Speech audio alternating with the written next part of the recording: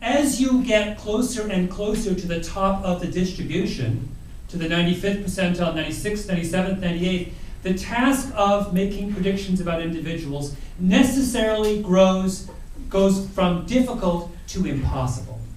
So if I give you the top 10 physics postdocs in America right now and ask you to predict which one of them will win a Nobel Prize in physics over the course of over the course of their life, you cannot predict that.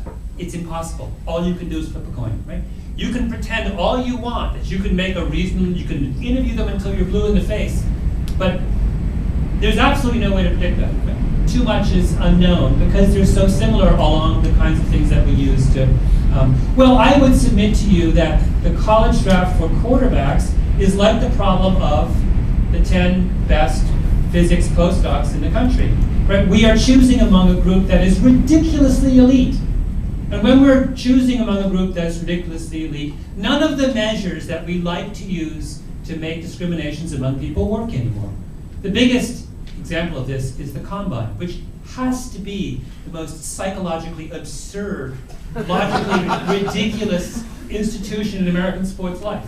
They are using as metrics to distinguish among players things that would work for high school students, but they don't work when you're in the 99th percentile, right? Who cares what the difference in arm strength is between the second and fifth, ranked quarterback in the college draft? They can all throw the ball, right? Really, really well. That's not the issue anymore.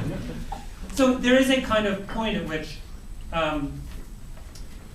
we have to ask ourselves whether this kind of the business of trying to make these incredibly finite distinctions among individuals is simply logically impossible, right? Or psychologically impossible.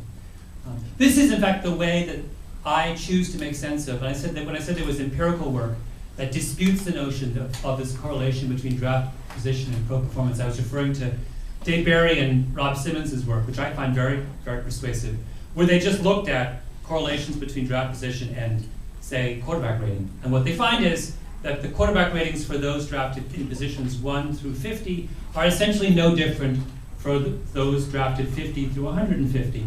One way of making sense of that is everyone in the group from 1 to 150 they're all good, right?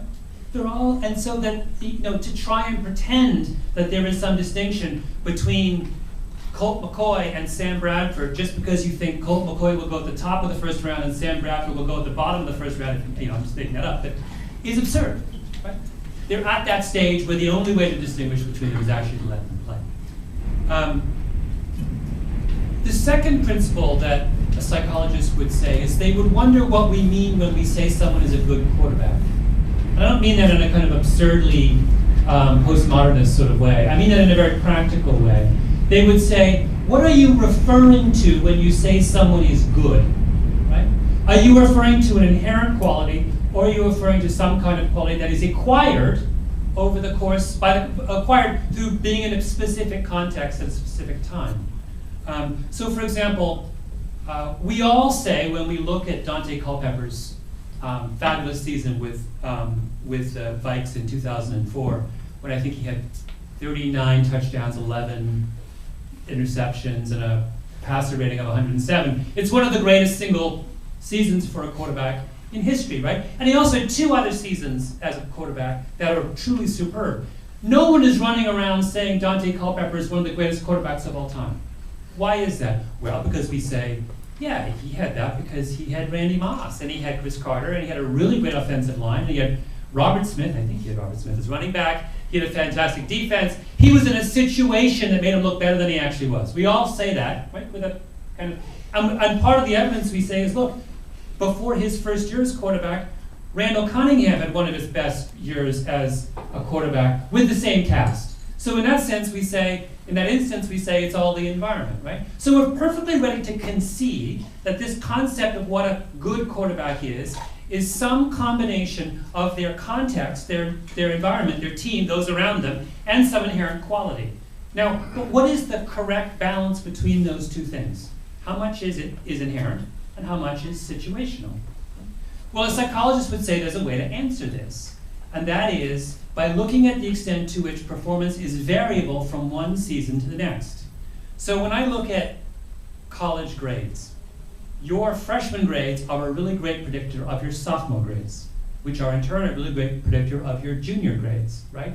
Why is that? Because your grades are, as much as anything else, a reflection of who you are as a student.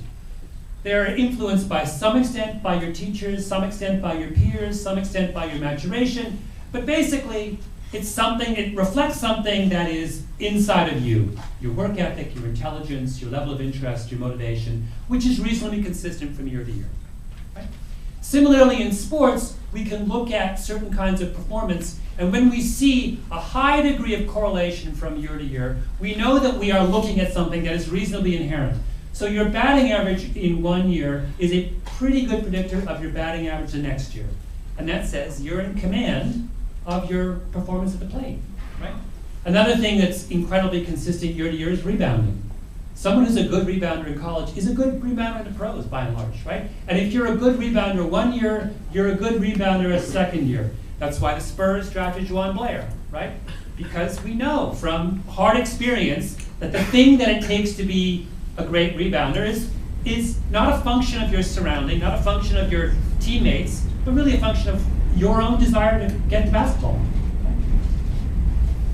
When it comes to quarterback, though, we see something very different. And that is we see an insanely low degree of correlation from year to year. In fact, quarterback performance is almost more variable than the performance of any other position in pro sports. Right? Way more than we're used to seeing in to give you an example, I'm going to read to you. These are Brett Favre's quarterback ratings over the course of his career. 85, 72, 90, 99, 95, 92, 87, 74, 78, 94, 85, 90, 70, 72, 85, 81, 107. That's this, right? One year you look at Brett Favre and he's he's a mediocre quarterback. Actually, a quarterback rating of 70 that's mediocrity personified. A quarterback rating of 107 is really, really, really good, right? That's the same guy. And what we deduce from looking at those numbers is that thing that it takes to be a great quarterback is incredibly reflective, dependent on the people around the quarterback, right? The context of the quarterback. So when someone says, "Can we